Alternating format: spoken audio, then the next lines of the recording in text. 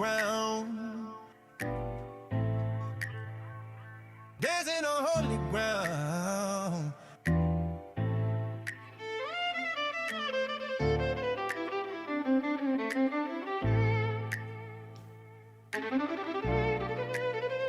Yeah. Check your ego at the door. Dust off your souls. You're entering a sanctuary. This ain't just a floor. It's a blessing. It's a blessing. Check the perimeter. The energy is rising high. The center cedar and ambition fills the night sky. The wood is polished like a mirror, reflecting the soul. When the needle hits the groove, we lose all control. But there's a protocol here, a code in the air. You don't just walk on the wood with a careless stare. It's a consecrated space where the legends once stood, doing exactly what a stepper from the Chi-Town should. Right, left, pivot, keep your lane tight. The rhythm is the gospel, the bass is the light. Eyes locked in, hand on the small of a back. Respect the tradition, keep the movement on track. Tread light, baby, this is holy ground. The spirits in the pocket at Chicago sound. It's a temple of the 8 count, a cathedral of the spin where the heartbeat is the master and the soul walks in. Yeah, respect the wood, respect the wood, respect the sound.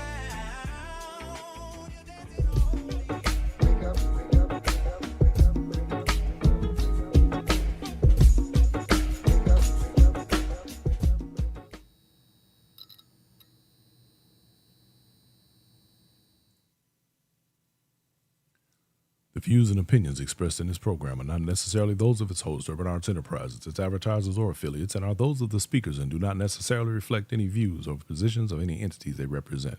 The information in this podcast is for educational purposes only and does not constitute legal or medical advice. What happening? What's happening? What's happening? What's up, y'all? You know what time it is. It is 7 o'clock on a Tuesday, so it is time for Inside Stepping. As you know, we are in the building. We are here. We ready. It's time. It's time to go. It's time for it to go down, y'all. Y'all know what it is. You know what it is. Anyway, how's everybody doing? It's good to see y'all. It's good that everybody is in the house, in the building. I hope everybody. Let me put it like this.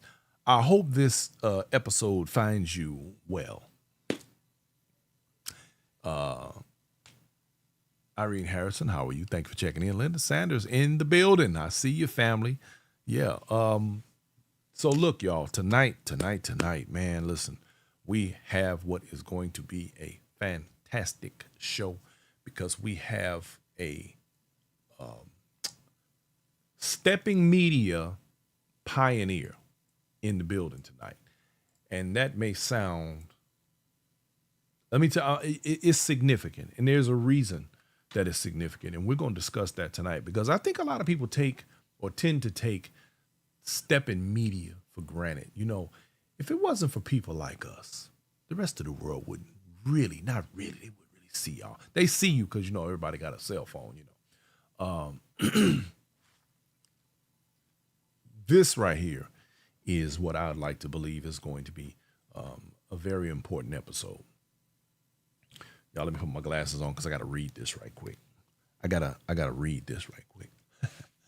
Denise Gilden, how you doing? I see you. In an era before smartphones made everyone a filmmaker, one visionary recognized the power of visual media to preserve and elevate Chicago's stepping culture. Tonight, we welcome DanLanPro, the media pioneer whose camera captured the movement, the moments, and the magic of stepping when few others were paying any attention. We'll explore the early days of the media production in the stepping community, the technical challenges of capturing dance in various venues, and the delicate balance between documentation and exploitation. I want y'all to pay very close attention to that part. DanLanPro will share insights about how the landscape has evolved from analog to digital, from community sharing to social media virility, and what it means for the future of stepping's visual identity. That's a lot, y'all. And whether you realize it or not, you're going to find out in just a few minutes how serious that really is. In the meantime, y'all, let me give a shout out and a get well soon to my girl, Annette Robinson. She's had some medical challenges here recently. Annette, we love you. You know, me and Poppy love you to death, baby girl. Get it together. We need to holler. We're going to call you. We're going to shout out. Oh, and also, health report. Y'all, shout out to my man, Stretch Alex, out there in Vegas. Doing great, moving along well, healing, convalescing, and I look forward to a recovery from that brother. Y'all know, and this is why, you know, we do the show, when we did the show on health and we do the other shows on health, y'all, I'm about that, and I want y'all to pay very close attention to yourselves and your health. Make sure that you do the best you can about taking care of you, because the more we do that, the longer we have to be here. The longevity is very, very important, and, you know, just take care of yourselves, y'all. Take your medicine if you have it. It ain't there for no reason. Eat right. Get good sleep. Drink plenty of water. Do the basics, the things that are necessary in order to make yourself be better. Shout out to my man, TA, Tony Adway. Spoke with him this week. He's doing well, in good spirits, hanging in there and hanging out. Y'all, let's just keep the ball rolling. We got a lot of work to do. We got a lot ahead of us. So, Val Wells, how are you? Yes, it's very good to hear about my man Stretch. That's my dog. I'm going to get out there to Vegas and go holler at him here pretty quick. All right, so with all of that said, y'all, it is about time for me to introduce to you. Now, y'all know I like to do my little segments of people you should know.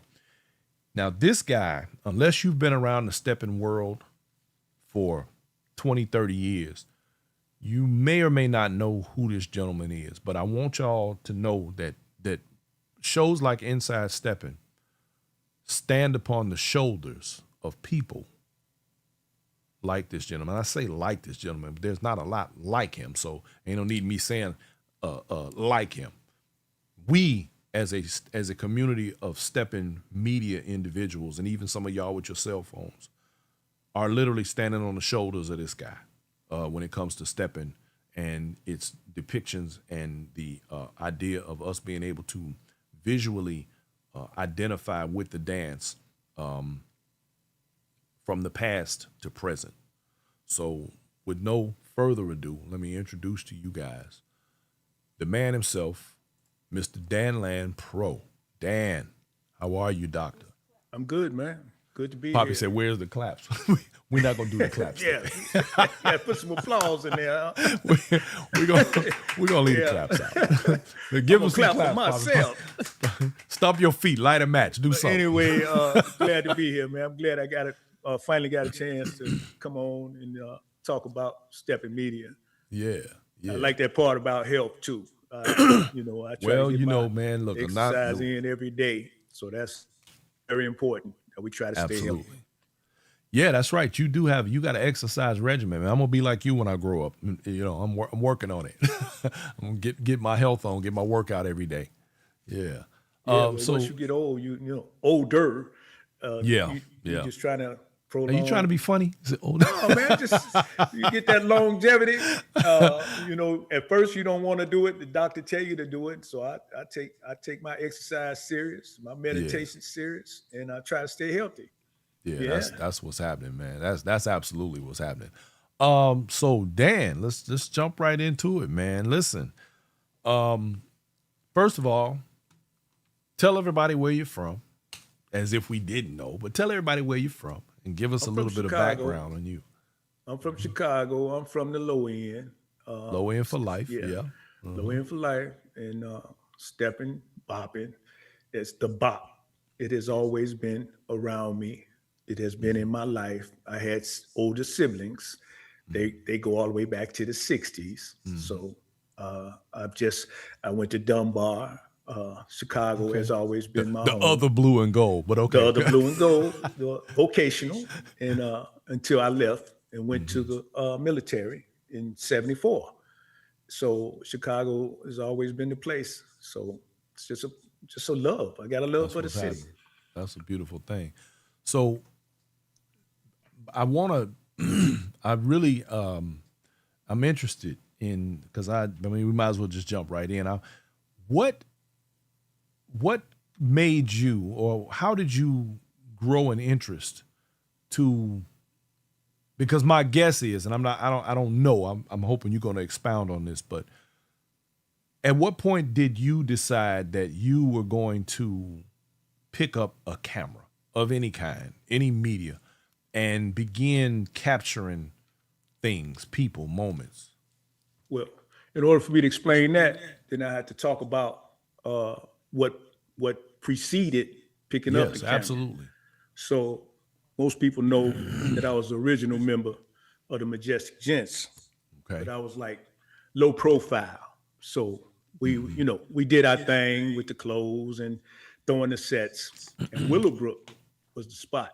I think it was Fish that took us out to Willowbrook, but I always loved that place. But anyway, like I said, I was low profile. So I knew dancing, but I never tried to dance on that level, like contest level, or draw a lot of attention. But anyway, to be honest, I had a spiritual experience. I think I shared this on a few other shows where something just told me I was looking at all the people around us and all the attention that we was generating. And something said, we need to show this outside of us, outside of people. And then some of the politics that was going on with the club, it's like something spiritual was telling me, you're going to make a website. Make a website about stepping. And it was like, I didn't know nothing about computers then or any of the technical Now stuff. give us a timeline. You say, okay, so This had to be in like 1998, 99, around 99. and that was around the time when Yeah, when 'cause the I think we proliferation of the started- home computer and all of the stuff that goes with Exactly. it was starting to take hold, right? Exactly. Because Okay. I think we started in 97. And then it was like 2 years later. So I left there and went and bought me a computer. And the computer wasn't big enough to do the stuff that I was trying to do because I didn't know that much about computers. Bookmark. Yeah. So I don't when want you to when I- hold on. I just want to put a bookmark right there. And I'm laughing because you said the computer wasn't big enough. This is back when, before you could even get a single gigabyte Exactly. of hard drive, you had, what was it, 256 and Exactly. different things, them You hit it. small hard drives. So yeah, and I'm saying that because I'm relating to it, and you Yeah. just hit a nerve right there. And it was so hard to put video on a computer back then, or Right. even a picture. It was a Right. major deal. Go ahead, Dan. I'm sorry. So the one I bought was smaller than the 256. It was the cheapest one they had. And I thought I was going to make this website. But anyway, I got home. Everything was, I had to learn how to type. I had to do all that. So it didn't work. So I took it back. And then I got the one with 256. So I made a website, and it was called Steppers Express. SteppersExpress.com. Now, is it safe to say that was the first website revolved around stepping? It was the first what you call dynamic website. Okay. Because you had a guy named Leon that were making websites. I think Jackie was making websites, and a few other people were making what you call static websites. Okay. So all they had was pictures. Okay. And when I made Steppers Express, because I was reading and studying every day. Dancing wasn't even on my scale no more. I was reading technical books. Even at the job, people was like, I was reading these books called Media Bibles, these big giant technical books, and I would read them all night, make sure all my equipment was in check so no supervisor would come around so I could read all night. So I was learning how to, they had a language called ActionScript. So that's when Macromedia Flash was out. I was just getting ready to say back when they had Flash and yeah. And my brother-in-law had gave me that program when he knew I had an interest in it, and I learned ActionScript. So with ActionScript, I can make, that's when you start doing tweens and making stuff move. Bang. And I could put little clips of music on my site. So when I launched that site, I was getting a lot of response to that site because, like I said, it was dynamic. So you can interact with it, click a button, hear a clip from a song, maybe go by that song, et cetera, et cetera. So my main focus was websites. But then I said, you know what? I want to put video clips on my website. So I started reading about video. And I was working with a guy at the post office who was real big in media. So I'm carrying his bags and going on all these big time jobs, the Australian consulate and all this stuff. They going up in airplanes and John Deere and all these places. And I'm learning this game. But he was mainly analog. And then digital hit. Those little miniature cameras, Sony had one. And then the other one, Canon had one. Yeah. I bought the Sony and I bought a whole kit and I started reading digital. So the only way you could get video on a website then was with what they call bitmap sequences. And then you had to write action script to show those video clips. Wow. So I was going around talking to different dancers so I could put a clip of them on the videos. So I was getting all of those guys that's popular now, like Dre and Tick and Step and B, Victor James from Indiana, all these different people, I was putting them in these little video clips.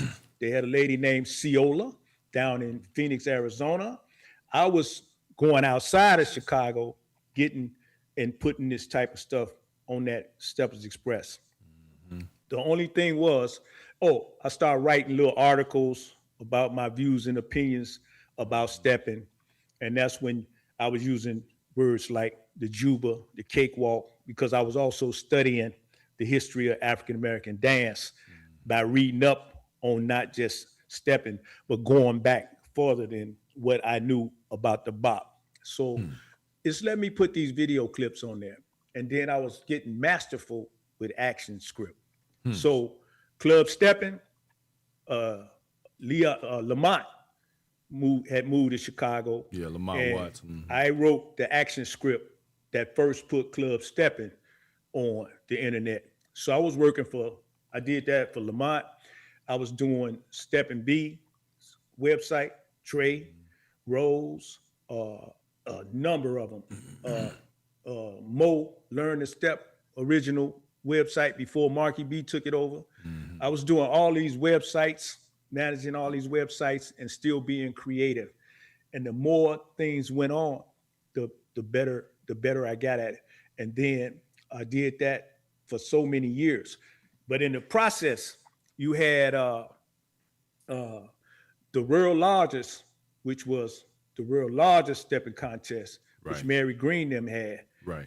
And it ended, I forget what year that was. It might have been like 2003 or something like that, because Daoud and Laura had won, and people were really raising a lot of sand about that contest. But it was shortly after that, the world largest stepping contest ended.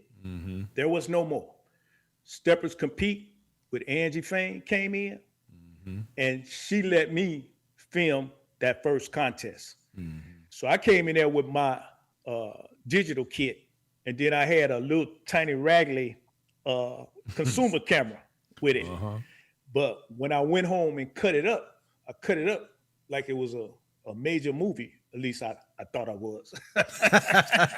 You was in production. You did. I thought I was getting down. When I watch it now, I wasn't raising no real. You taking me back with all of these, with these different things, man. Because people really don't understand how difficult it was to transfer these images into a computer back then. Exactly. Look, remember what I remember when you had to have, if you wanted to take analog and create it into digital, you had to have a capture card. And back then, a capture card would cost you $2,000. That's right. Don't play no games. And you had to compress that video into a format, which was originally when MP4 and all that stuff started coming out. You had to compress that analog, into digital. And then put it out. But see, what I was doing then, like Angie and them, I would tape the contest, cut it up, edit it, put it on VHS. And they wasn't selling nothing online then like Right. they are now. So what happened was I think the first one I ever did was MSBU up in Milwaukee. Me and Marky Brown, DJ Marky G, we went up there. He was my second camera.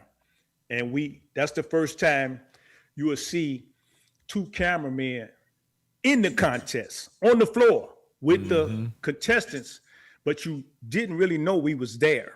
Right. Because those small cameras allowed us to do that. So we was filming the contest on the floor with the contestants and staying out of the way. And we cut that up and did a good job. So each thing that I did led to something else. So the videos, VHS and all that, it led from analog to digital, from digital to HD. I was still studying different computer languages, still doing different clips. And that's how.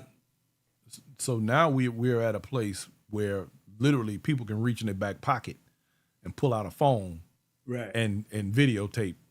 Right. You know, what are you, go ahead. We didn't have the cell phones like you got now. Right. And it was more of an art because we were still doing video production and editing stuff and making them like movies. So now steppers start calling me for weddings. The first person that let me do a wedding was the late Reggie Brown, who was very instrumental in my neighborhood. Everybody looked up to Reggie Brown, and him and his lovely wife Gwen allowed me to film their wedding. So I was getting into weddings. Then somebody called me for another wedding, and I did that one. It looked like a Martin Scorsese movie, and they were I like that. They started crying. I used to try to make stuff. I'm gonna make these people cry. You see, so Yeah. like I They said, pay one for that, thing man. They love that. Yeah, one thing led to another, and I always looked at it with passion. But like I said, stepping was always my primary passion as far as media and the things that it led me into. You know, so what they doing now with the cell phone is it's just like you go on a set and somebody dancing and you just turn it on and then you broadcast that. But that's because we're in their generation and their period. That's what they do. We didn't have that option. So what are your thoughts about the with all of the media outlets that have come and gone? And speaking of which, you know, a lot of people don't know, and I've said this before, there are those who do and those who don't. There was an Inside Stepping magazine prior to there being an Inside Stepping show. That was facilitated by a couple, and they did a wonderful job with the articles and things. And because we've gotten away from, you know, people don't read anymore, of course. And now that we've gotten away from the written media, so to speak, most people are looking for shows like this. But what are your thoughts on the sort of evolution from that period to this and what you see in terms of the imagery and how it's being presented versus what you did was artistry. It was creativity. What are your thoughts about what you see now versus what you were doing? Well, it's just like the dance. If you don't really go and dig deep and understand that the bop and stepping, whatever you want to call it, it goes beyond us. It goes all the way back. Like, for example, the Lindy Hop and the Jitterbug is the same dance with two names. The bop and stepping is the same dance with two names. It's just that somebody commercialized it and put something in it that caused it to have a different look. Cab Calloway commercialized the Lindy Hop, so they call it the Jitterbug. But Lindy Hoppers don't like to be called Jitterbuggers. Same as a lot of boppers don't like to be called steppers. Yeah, because somebody absolutely. took something and put it in there. So when you're dealing with media, the same way you're dealing with dance, you have to go back. Just like with us, you doing live streaming. Right. Like you mentioned, Inside Stepping. I forgot the couple that did Inside Stepping, but I was featured in that magazine as one of Steppin's prominent webmasters. It was myself, Marky B, and Mm-hmm. a young lady by the last name of Pope, who used to do a lot of websites for different steppers.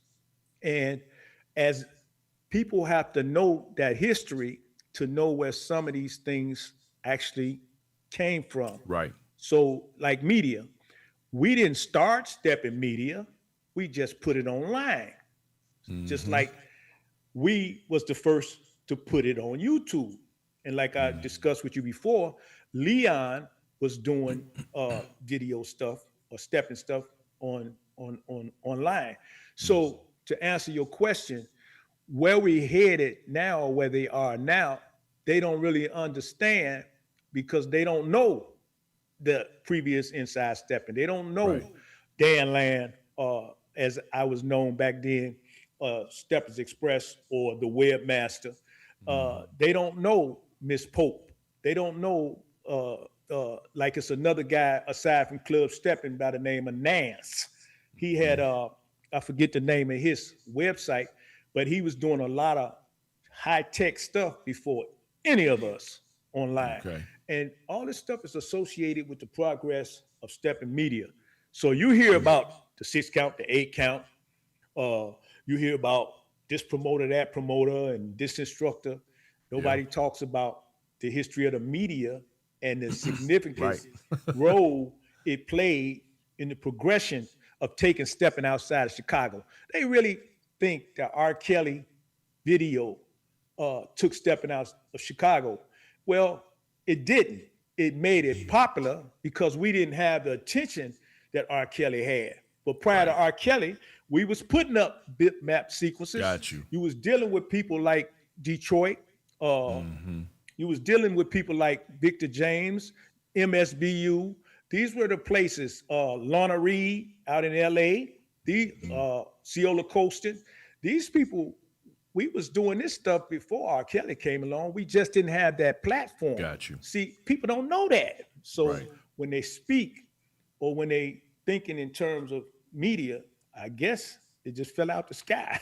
But I mean, I'm not one to argue. Most people don't question the origin of a lot of things, though. I mean, so much stuff goes on around in general, outside the dance, and people never question where it actually came from or what the origin of it is. So that stands to reason that they wouldn't about this either. It's just like, well, there it is. It's just taken for granted.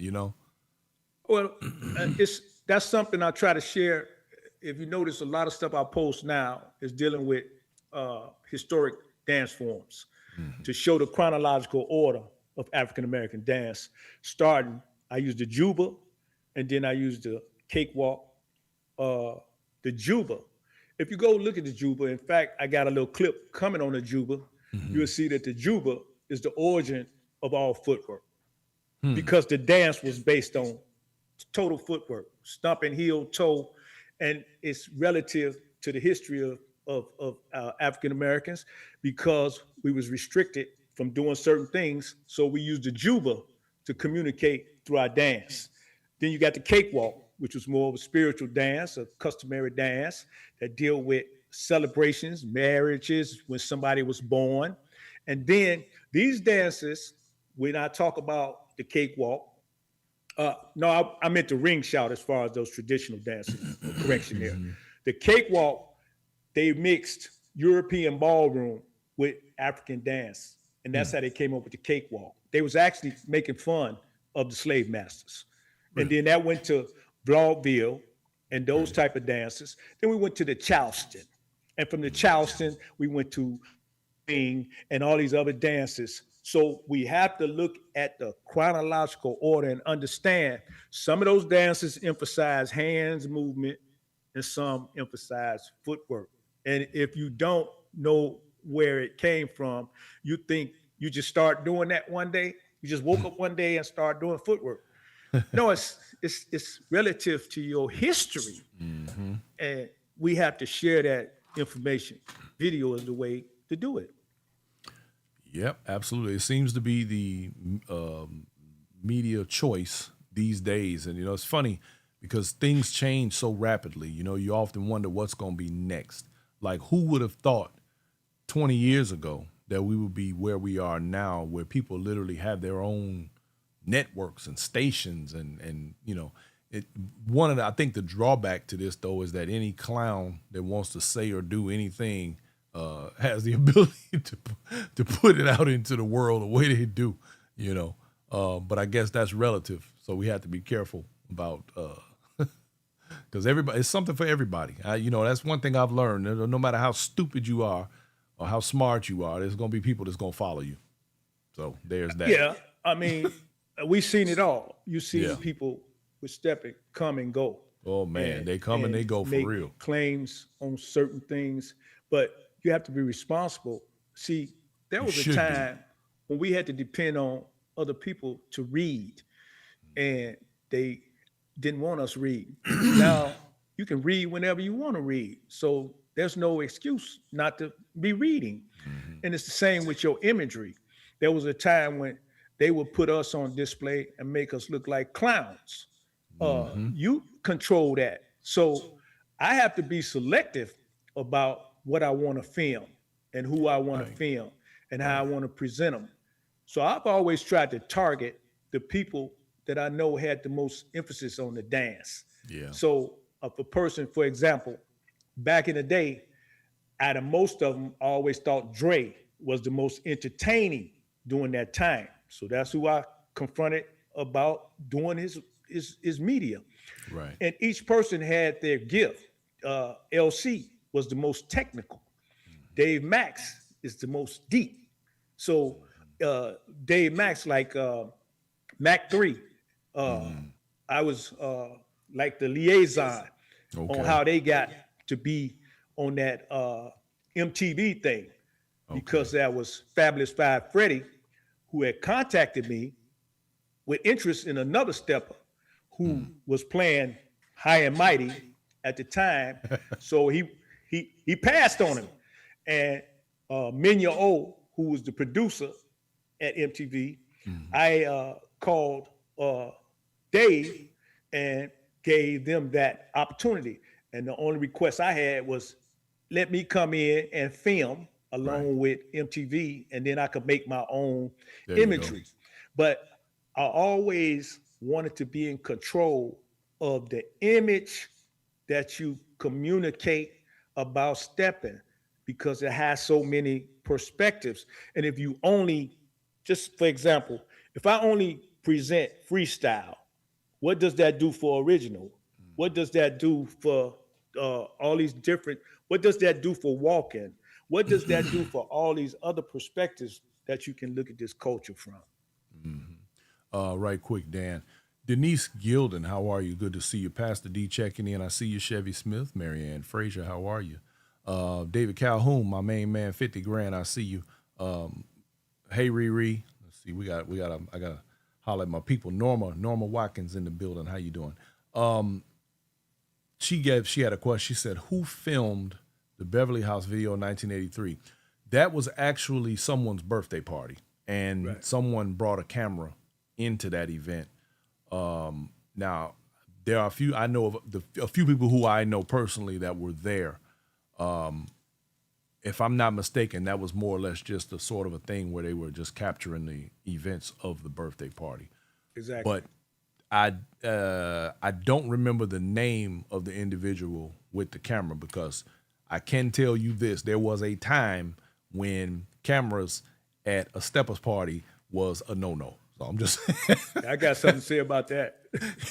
Go ahead, say it.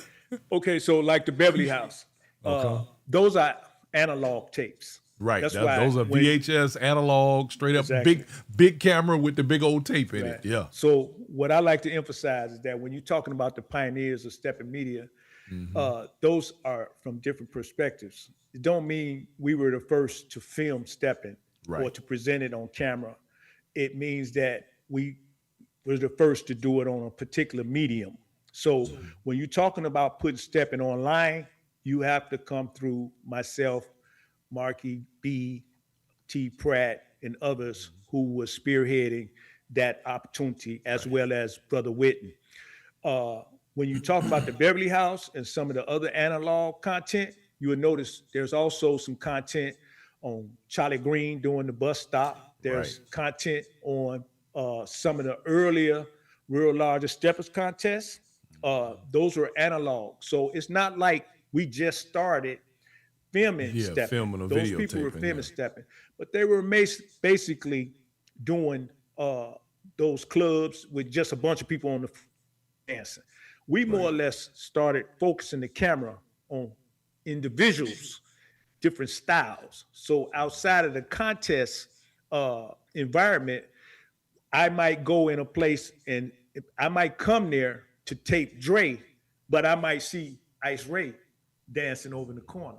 Well, Right. I know enough about stepping, and we all grew up around Ice Ray and Romeo. They lived in the PCs. So most people on the low end already know I'm finna get something genuine. And that's the same with others. It don't matter if they're a freestyler or whatever. I'm gonna get them. So like the Beverly House, I think they were focused on what's his name that did the put his leg in the air and spin all the time. Was it Lil Alfred? Yeah. Yeah. I think they Well, complained about no, him winning. Yeah, the one of Beverly, them. the Beverly He's House in that video. Beverly House. Yeah. Along There's a with lot Mark of there's a Sexton, lot of few people others. in that video. But I don't know who filmed that video. But the point I'm trying to make is don't get it wrong when you hear me say pioneering stepping media, I'm talking about online media. Right.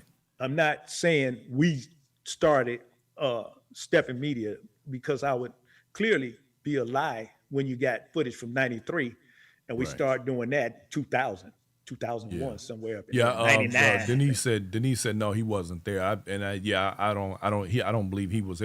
That video focused mainly on I can't remember the guy's name, but it was his birthday, and that was that thing had more to do with just capturing a moment, sort of thing. And speaking of capturing a moment, it's I in my endeavors in media period, it's funny. You took me back with all of this, with the computers and all that stuff, because I remember, like you, I had a sort of a similar journey.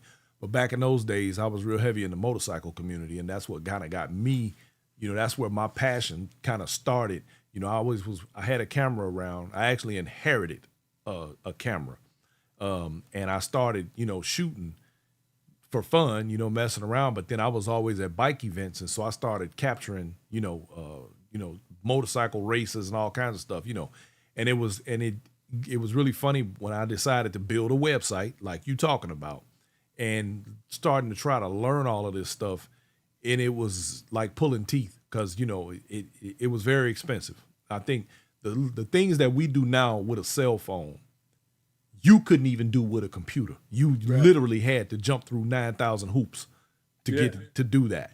And it's really crazy for me now because I look back on all of that, and I remember one time because I had a little old computer like what you was talking about, and a buddy of mine, him and his father was an analyst, so he was into the computer stuff all along. But somewhere along the way, the guy called me. He said, "Hey man, we got these computers, man. They fell off a truck.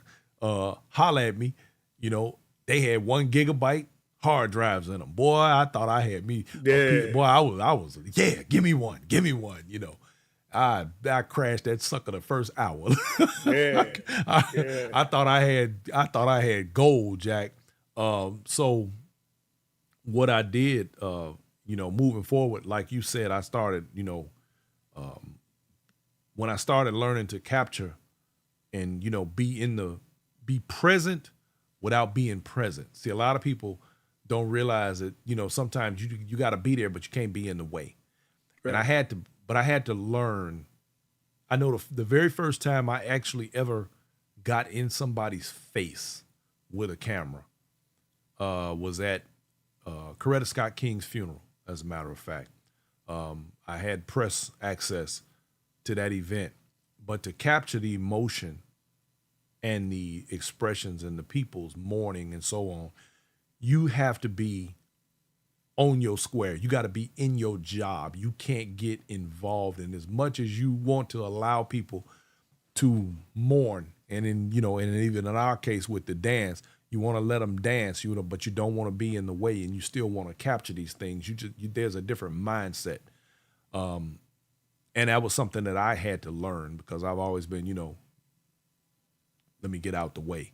But when you got that camera in your hand and you got a job to do, man, you get in there and you get it done, That's why I said I had something to say about because when I first bought a camera, I took my whole tax refund to get it. My wife was like, yeah, you done lost your mind. So I was trying to convince her, hey, this camera gonna pay for itself in a short period of time, right? Which it did. But I was that passionate about what I was doing. Right. I also remember doing funerals. The lady Gwen, the one that made the Stepping documentary. Yeah. Yeah, I did a funeral for her in 2011. Okay. Because she couldn't make it, and she sent me to capture the funeral. Very good. Gwen has always been deep into media. Love her. But good I people.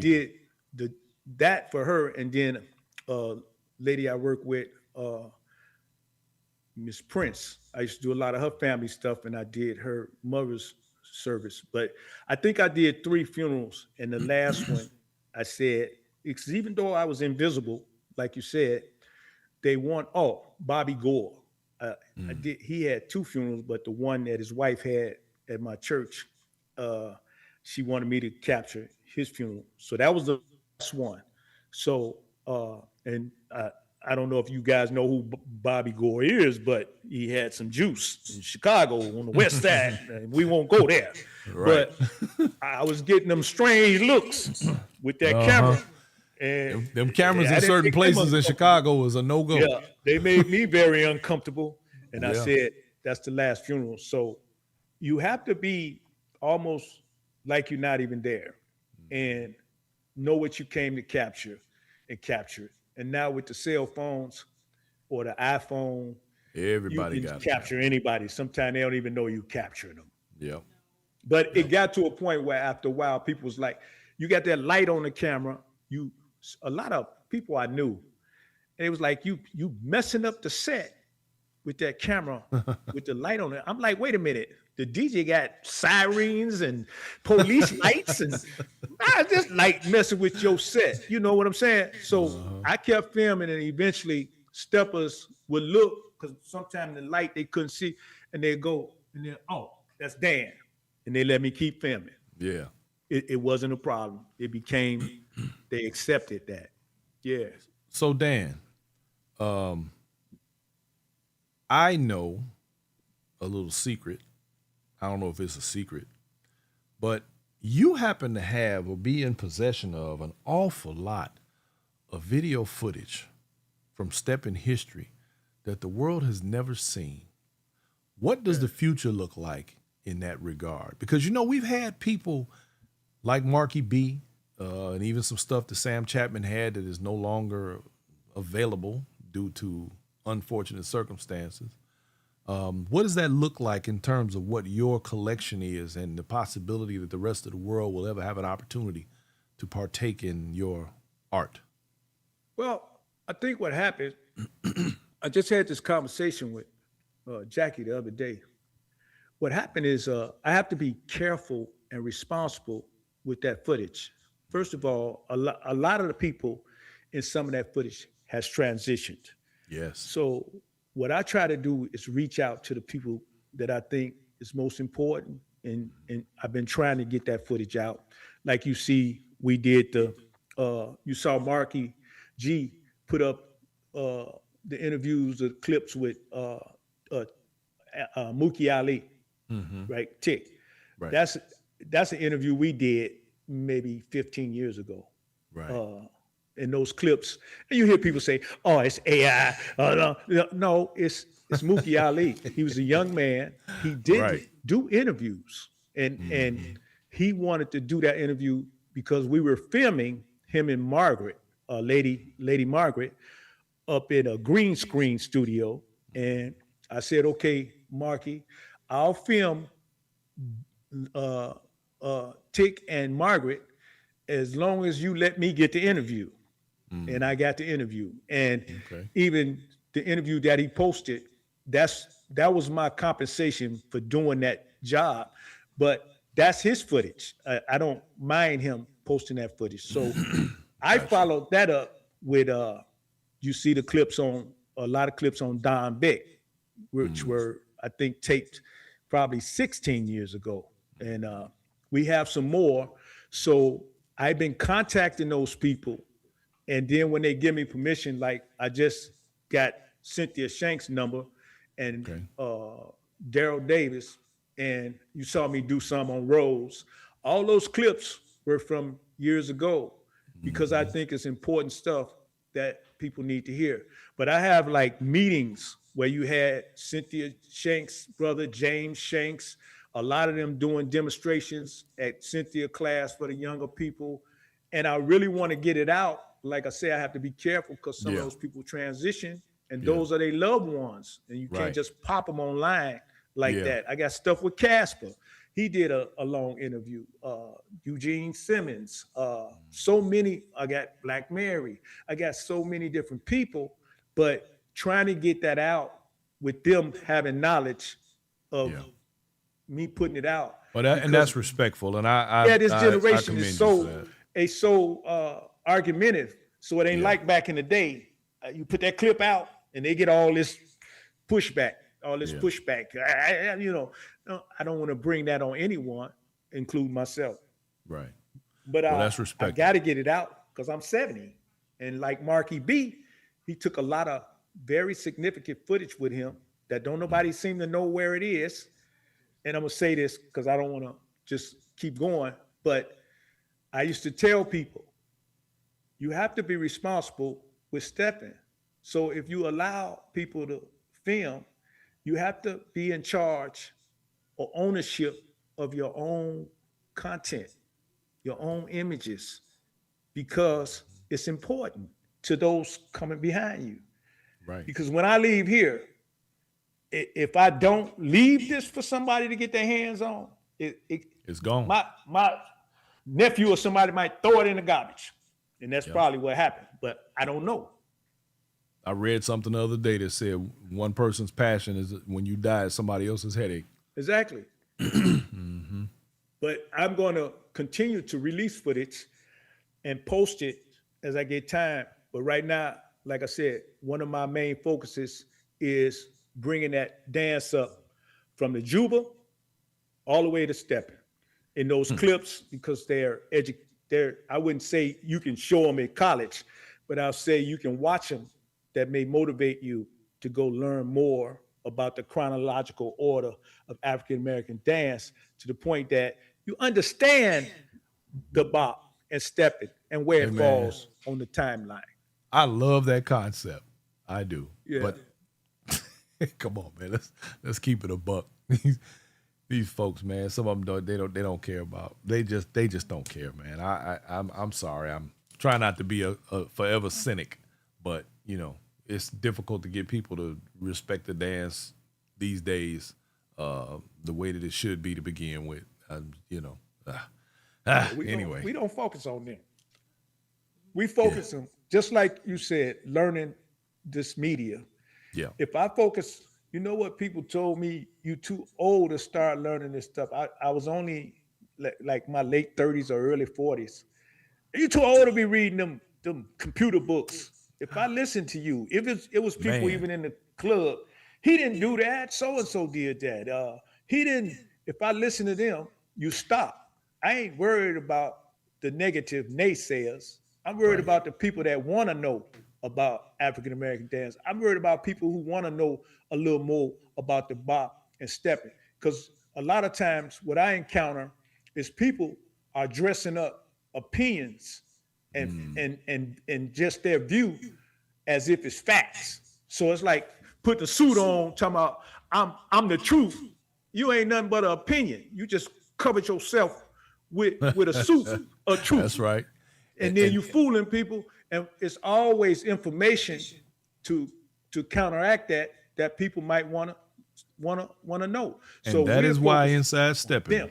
continues to come on every Exactly. single week, and we keep putting information out there because regardless to the naysayers, the haters, the people who got a problem for some reason with whatever it is that we do, one thing we not going to do over here, and that's tell a lie or bring some falsehood. So Exactly. we're going to try to keep the train on the rails and keep it going the way it's been going and keep on bringing this show.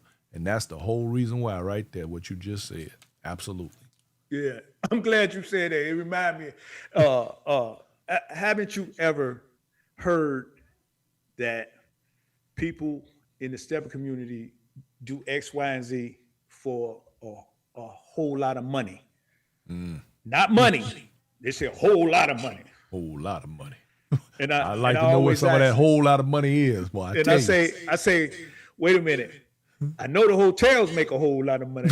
Right. The airline make a whole lot of money.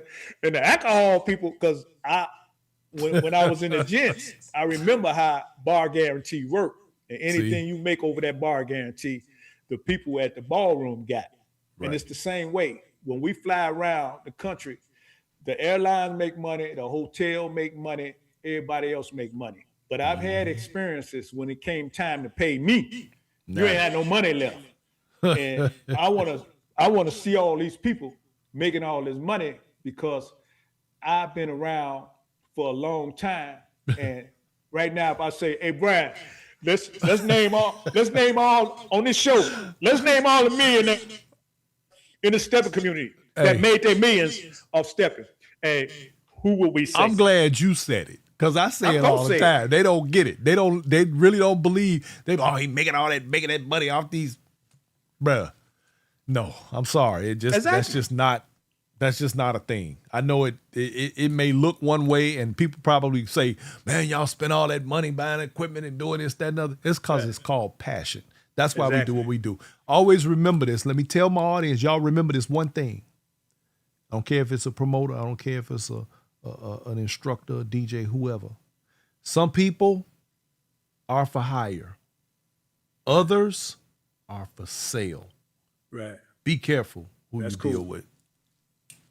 That's cool. And see, I'm glad you said that because I can name you all the times I didn't get paid. I used to be salty, brother, because like I said, that camera kit cost me 5 G's. Now I come in and do You your feel me? job, you want to give me $50. But see, I don't focus on them. I focus on the ones who allowed me and respected me for what I was doing. So I could name them. Cynthia Absolutely. and Lisa, I never had a problem. Christine Jones.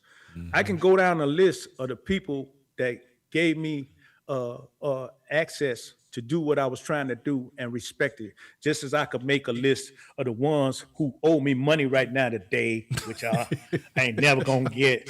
No, you ain't never gonna see no pause. Ain't no That change. problem. Don't even play no game. It's part of the game. It's part of the journey. But don't tell me that we making all this money and then when it's time to pay me, hey man, I'm gonna give you 100 today and I'm gonna give you 50 next week. I'm like, wait a minute. I saw 20 people in your class, brother. I want my money. You see? Yeah. So if you're trying to live off this money, I understand. But ain't nobody making no bunch of money off stepping. Period. But we spending a lot of money, but ain't of money nobody getting making spent. a lot of money. Yeah. So we got to respect each other and understand that. So how can we get it to where when you come in and film an event, you make union rates or that DJ make union rates and we don't have no stories or about people not getting paid. So I'm gonna say this, then I'm gonna leave this particular part alone. I've been invited to film everywhere you probably could name throughout the country. I've been out, I went to the Heritage Ball once and Sarah Teagle gave me an award once and I just so happened to be in Atlanta. But I've never had the reputation for flying around because I've always valued myself more than a room and a plate of food or whatever it is they offering. And I've never bit my tongue about that because we deserve more. Even when it was a brother came here one time, his name was Derek. He wanted to do some production work for stepping. and he had us meeting and everything. But anyway, long story short, he wanted to give, like R. Kelly gave the steppers $58, $100. I told him, you gonna give these people what they worth, or I'm not gonna help you. And I meant it. You're not gonna give them no $50. Are you gonna make $50? You gonna make a lot of money. So you should give them what they worth. And that go double for me. Hey, he got rid of me. Double for me and twice on Sunday. Yeah, you see what I'm saying? So I'm just telling you the truth, man. We got a long history of doing this thing. Like I said, I've seen people come and go. I seen one lady put her whole retirement into a contest one time, and she didn't make a dollar because she didn't understand the analytics or how this game works. And some of us that's been around the game don't know. Bruce Dyer and a man by the name of Steve Merritt once did some analytics on stepping, and they had some real numbers. Herb Kent was in that video and a few others. Oh, I'd like to see that. Yeah, I think some of it is mentioned in Bruce Dyer's "Can I Step" or something instructional video. But what they found out, and I always tell people this: you might see 3,000 people in Atlanta, 3,000 people in Detroit, 3,000 in Chicago. That make you think you're seeing 12,000 people. You're seeing the same 3,000 people flying around in different spots in the country. That and is it true. affects your culture That is true. financially and in so many other ways. And that's why we can't pay the people that we should be paying market value. And we have to start emphasizing the economics of stepping and stop. Because the number one group of people who do not get what they're worth money. is the DJs. Exactly, the DJs. National DJs be making $5,000, $6,000. Tens of thousands. Yeah. And they try to finagle you out of 200. 200. Alone with moving your equipment and all that. Yeah, absolutely. I wish right. I would. I'll starve first. I mean, I'm just honest. Yeah. But you know the game. Yeah. Facts on facts. Well, daggone it, Dan. We bumping up on 1 hour. Okay. You got anything you want to leave us with? Any final thoughts or ideas or hopes for the future or any of that? The final thought that I would leave you with is, as you see, I've been emphasizing AI a lot. Yeah. And I did a interview with Sonji Stewart and T. Pratt a couple years ago, and they turned me on to ChatGPT. I was taking some classes to get my degree at the time, and I followed up on that, and I got into AI. So I heard some people mention AI last week on your show and deep faking, and I would like us to understand we have to study more. AI is not just a bowl of gumbo where robots are going to come take over our life. Deep faking is real. So I try to explain stuff to people as far as this technology, because it's not going anywhere. So just like we integrated stepping with online video and websites, we have to do the same thing with AI. It is a tool. And whether you use it or not, it's not going anywhere. It's not a monster, and it's not going to replace you dancing. But I suggest you study it, use it in your art, use it in your video, and continue to grow and encourage the younger people coming into the stepping community and culture that media, stepping media and technology is just as important as doing the 8 count, the 6 count, and getting out on that floor showing what you know. Absolutely. Get into media. Like Malcolm X said, media is powerful.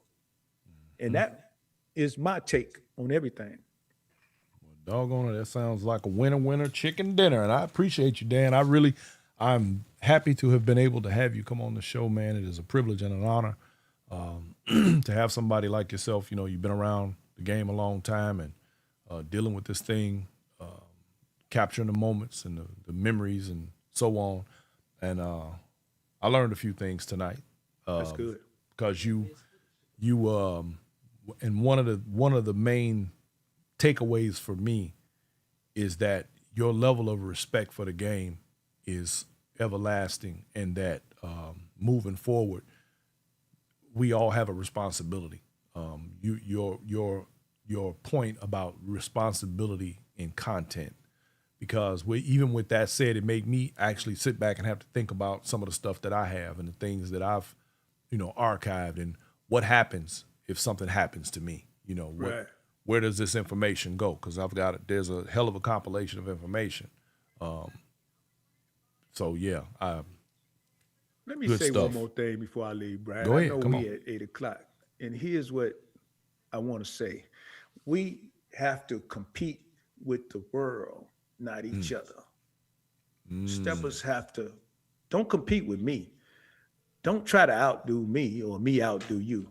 Let's Right. get out here and outdo the world. Let's compete with the world. Let's you want to get that bag, don't argue with me about $10. Let's get out here and get some real bags out here.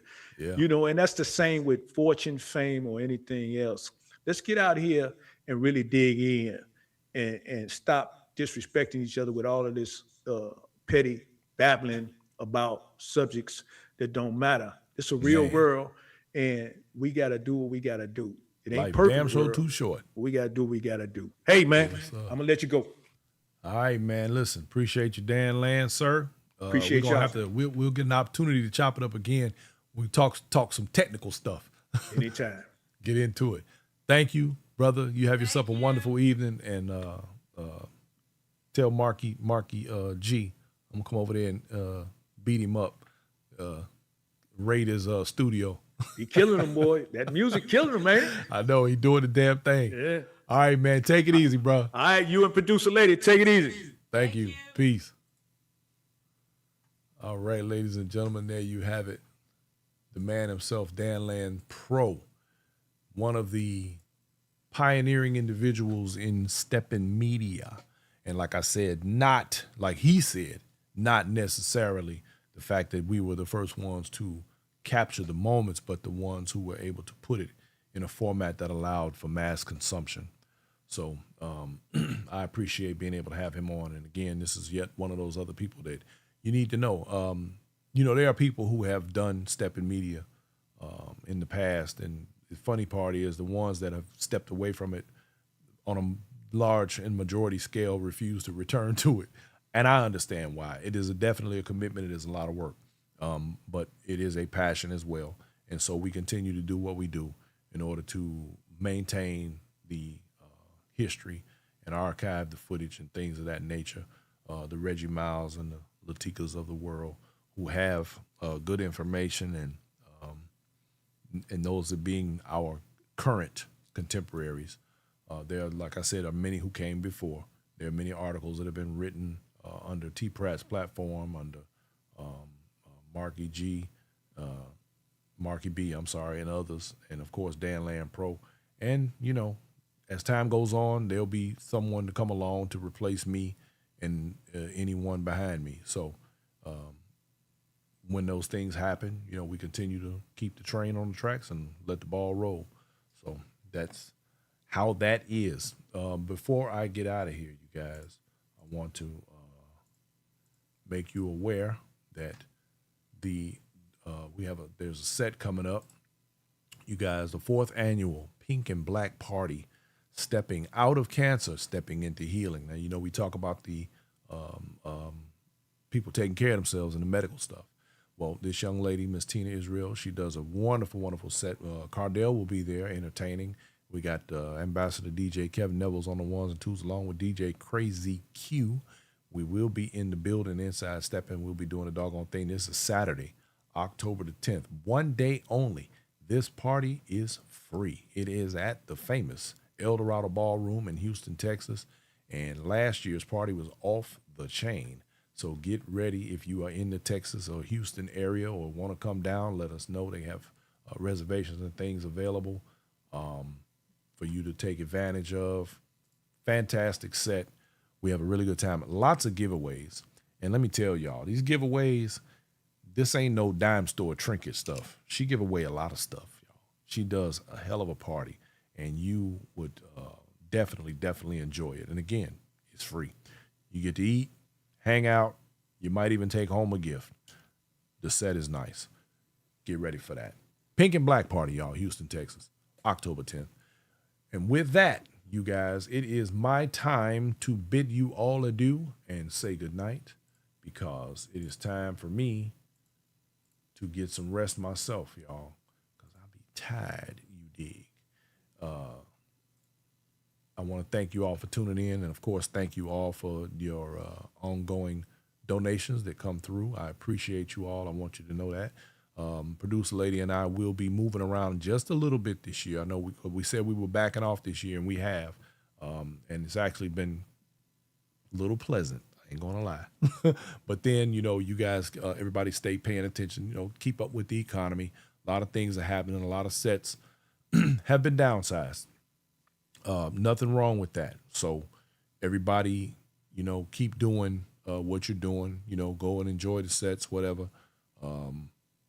But just be mindful that, we are living in some precarious times politically and economically.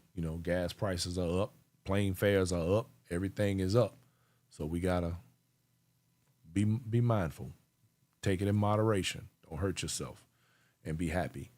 More than anything else, be happy. Find a way to find your happiness in whatever you do. And I promise you, life will change for the better, and as you know it. Have yourselves a wonderful, wonderful night. Thank you for coming and hanging out with me. And peace out, y'all. We gone.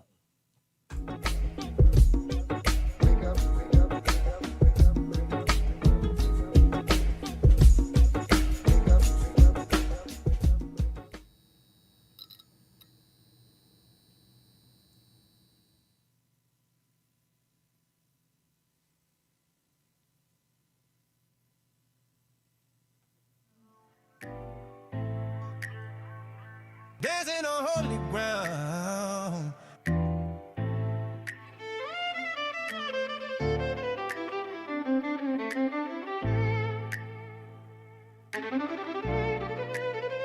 Yeah. Check your ego at the door. Dust off your souls. You're entering a sanctuary. This ain't just a floor. It's a blessing. It's a blessing.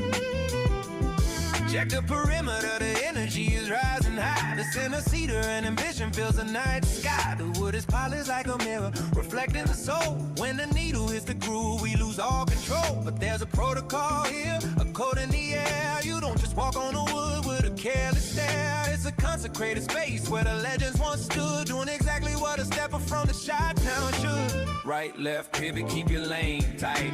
The rhythm is the gospel, the bass is the light.